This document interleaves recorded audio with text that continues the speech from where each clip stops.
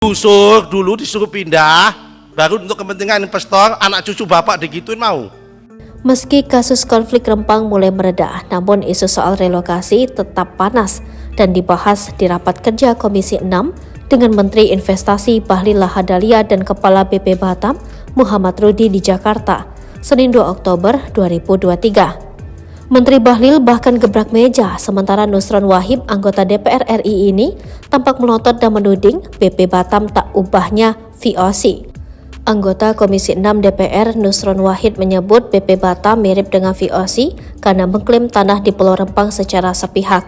Sebelum terbitnya Kepres nomor 28 tahun 1992 di lokasi Pulau Rempang yang hektar sudah ada penduduknya apa belum?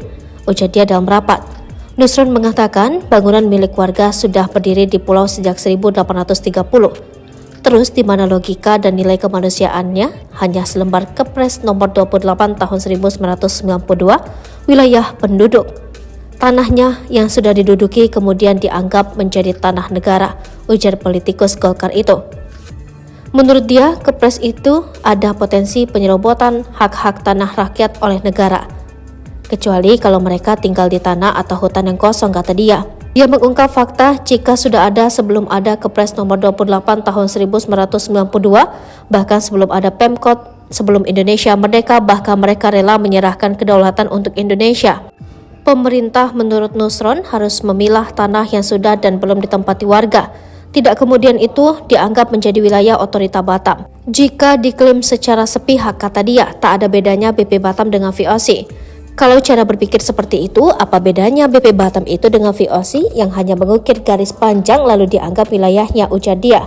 Menurut dia, VOC mengklaim tanah secara sepihak tanpa memedulikan warga juga memiliki hak di sana. Apa jangan-jangan BP Batam pun masih memandang mereka adalah inlander yang enggak punya hak sama dengan warga negara lain, tanya Nusron. Nusron pun menyoroti ada pengusaha yang main-main demi investasi. Melihat ini, Bahlil marah besar dan gebrak meja. Coba tunjukkan pada saya, pengusaha siapa yang bisa main-main di saya. Kalau itu ada, saya berhenti dari hari ini, jelasnya.